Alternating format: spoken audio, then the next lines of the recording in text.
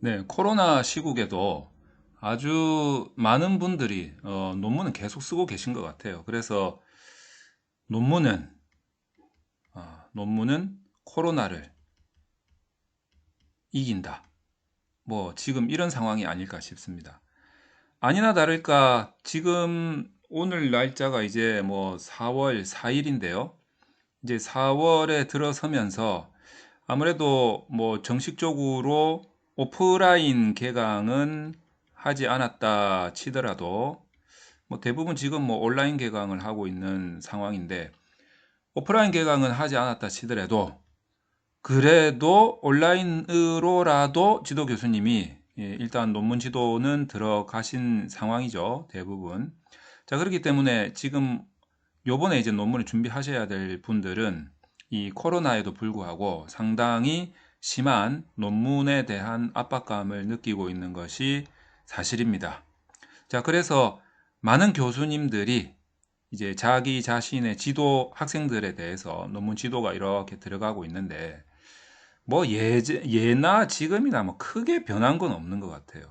그래서 논문 지도의 내용들을 이렇게 하나씩 하나씩 살펴보면 저 입장에서는 지금 이게 뭐 몇 년째입니까? 22년째 지금 이런 상황을 겪고 있는데, 뭐 물론 이제 조금씩 조금씩 변화하고는 있습니다만 크게 변화는 없는 것 같아요. 이제 그 내용사항을 살펴보면 거의 뭐 논문에 잘 썼다, 못 썼다라는 그 성패라고 할까요? 논문의 뭐 성패는 뭐 크게 의미 없는 것인데, 논문을 잘 썼다, 못 썼다라는 거에 대한 판단의 기준은 저는 뭐 학생 한 30%, 지도교수 70% 정도의 몫이 아닌가 이렇게 생각을 하고 있습니다. 다시 말해서 최근에 이제 어떤 분이 사진을 하나 보내왔는데 우수 논문상을 받았다 이거예요.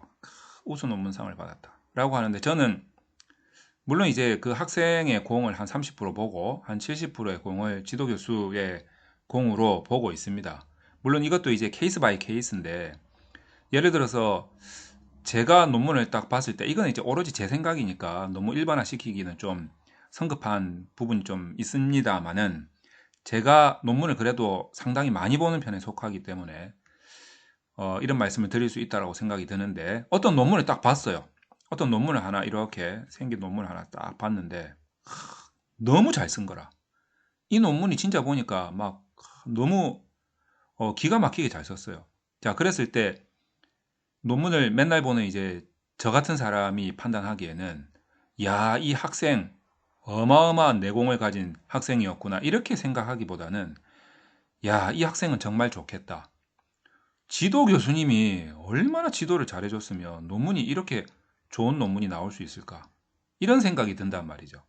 그래서 학생들 입장에서 야, 무슨 뭐 논문이 잘 나와가지고 상을 받았다, 뭐 우수 논문상을 받았다 이러면 이제 본인의 엄청난 영광이겠지만, 사실상 뭐 반드시 그런 건 아니지만 논문을 좀 많이 보는 사람들 입장에서 보면 학위 논문 같은 경우에는 이 논문을 통해서 이 교수님의 역량이 어느 정도인지를 파악할 수가 있어요.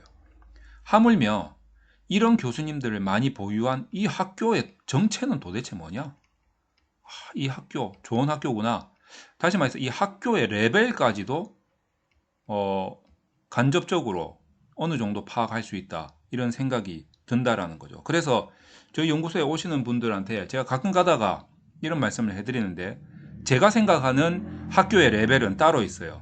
스카이가 아니고 제가 생각하는 학교의 레벨은 이 논문에 의해서 나오는 레벨이 있는데, 제가 뭐 공개적으로 뭐 이렇게 뭐 발설하기에는 조금 무리가 있고, 오시는 분들은 제가 알려드리죠. 이 학교 어떤 학교가 있는데 상당히 레벨이 뛰어나다고 저는 생각합니다. 이 학교 듣보잡이에요.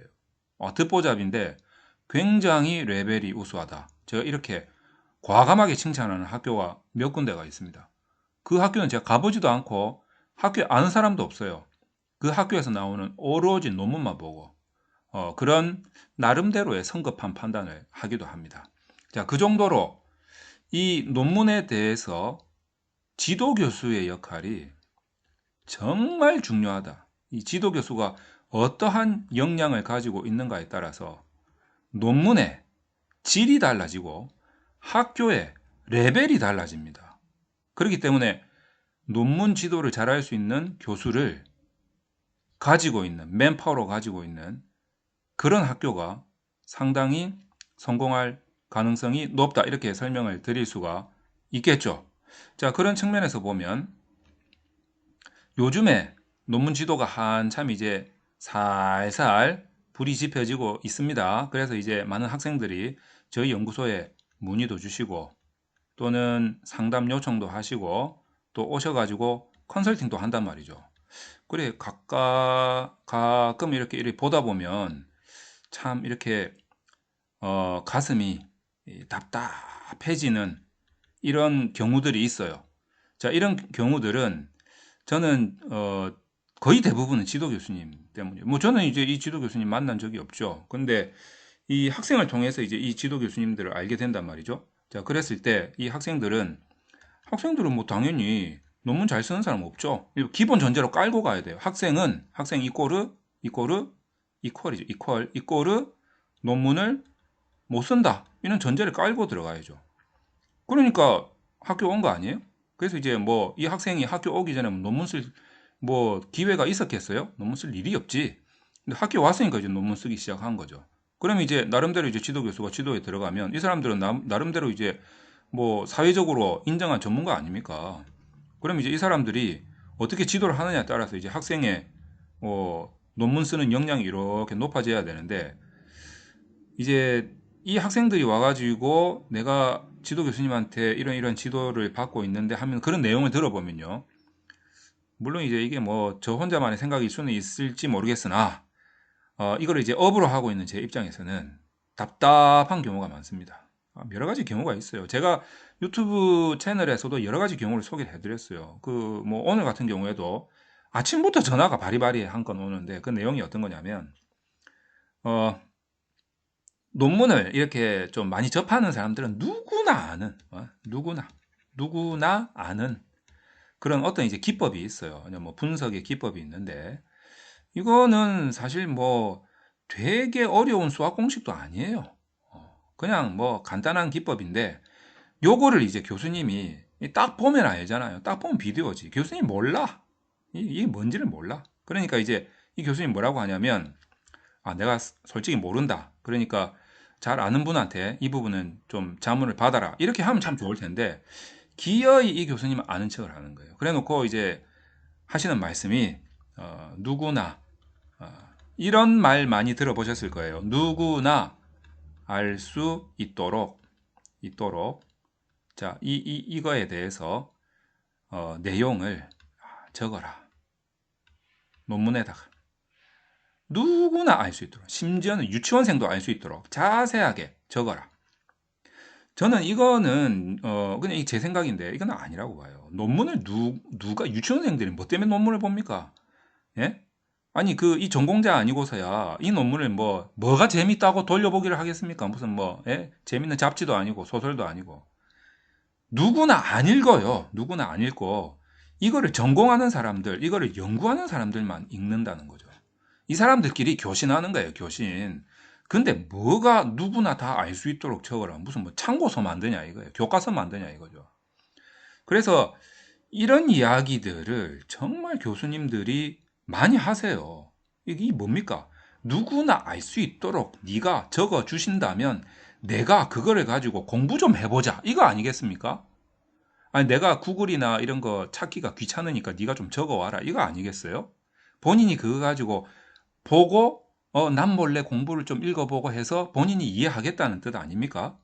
딱 그 심사 아닙니까?